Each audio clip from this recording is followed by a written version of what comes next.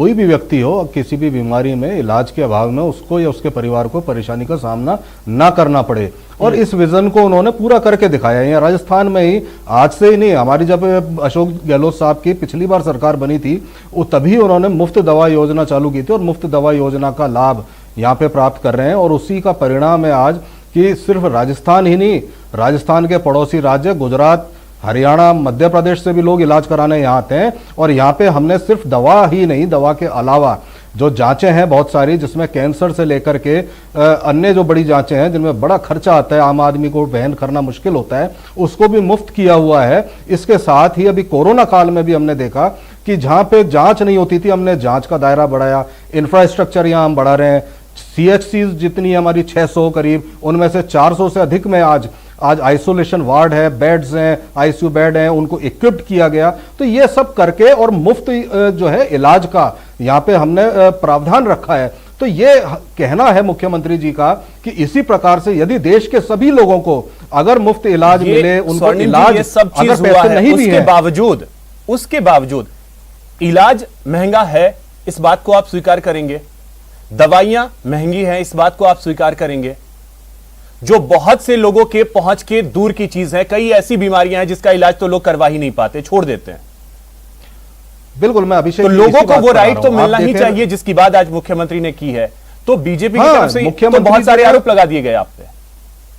देखिए, बीजेपी ने जो आरोप लगाए, इनका आरोप लगाना इनका फर्ज है, विपक्ष में कोई बात नहीं, उन आरोपों का भी मैं जवाब देता हूं। सबसे पहले आप देखें, जो आपने कहा कि दवाइयां बहुत महंगी हैं, जांचें बहुत महंगी हैं। हमारे राजस्थान में अगर डायलिसिस होता है या कैंसर की दवा है, उसको भी मुख्यमंत्री जी ने मुफ्त दवा योजना के दायरे में ले आए हैं और यहाँ पे इलाज सुलभ करवाया। जो जांचें हैं बहुत सारी, वो जांचें भी आज मुफ्त हो रही हैं। और देखिए, जो मुख्यमंत्री चिरंजीवी योजना की बात हुई है, योजना लागू हुई है। योजना के तहत राजस्थान का प्रत्येक नागरिक 5 लाख रुपए तक का इलाज अपना करवा सकता है, उसको कोई दिक्कत नहीं आएगी। जो सक्षम नहीं है उनके लिए सरकार ने व्यवस्था की, और जो सक्षम है वो मात्र 850 रुपए प्रति वर्ष में ये इलाज जो है योजना का लाभ प्राप्त कर सकते हैं। अब देखिए, मैं आपको दूसरी बात कहना चाहता हूं। मैं ये कहना चाहता हूं कि अगर संकल्प की बात करें तो ये मुख्यमंत्री जी का संकल्प था। जो मरूप प्रदेश है, जहां पे रिसोर्सेस कम होते हैं,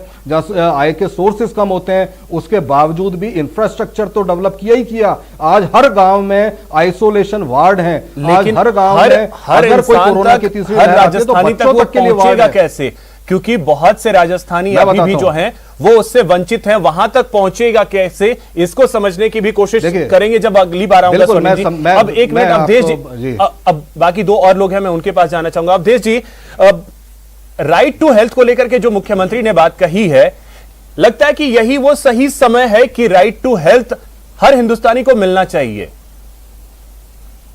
जी बिल्कुल अभिषेक जी, देखिए, ये जो पूरी की पूरी बात मुख्यमंत्री ने कही है, बात उनकी एकदम ठीक है। और जैसा आपने शुरुआत में जिक्र किया कि जो आर्टिकल 21 है उसमें लाइफ विद डिग्निटी की जो बात है, उसमें हेल्थ वाला मामला भी शामिल है, इनबिल्ट है उसी में। तो यदि आप एक बात तो है कि आप कानूनी अधिकार दे देते हैं सिर्फ लोगों को स्वास्थ्य के बारे में, और दूसरा उसको इंप्लीमेंट किस तरह से करते हैं, क्योंकि अपने यहाँ पर जो हेल्थ इंफ्रास्ट्रक्चर है वो इतना अभी नहीं है, चाहे वो पब्लिक सेक्टर का है चाहे वो प्राइवेट सेक्टर का है। अधिकार देने के साथ साथ उसको इम्प्रूव करना पड़ेगा। अपन राजस्थान की बात करें यदि, तो देखिए, जो सबसे बड़ा अस्पताल है राजस्थान का, सवाई मानसिंह अस्पताल जयपुर का, उसमें आप देखिए किस तरह की स्थिति है। आप जब उसमें जाएंगे वो आपको ओवरक्राउडेड मिलेगा। जो गांव में जो CSC और PSCs हैं उनमें आप देखेंगे तो वहां पर पूरा स्टाफ नहीं है।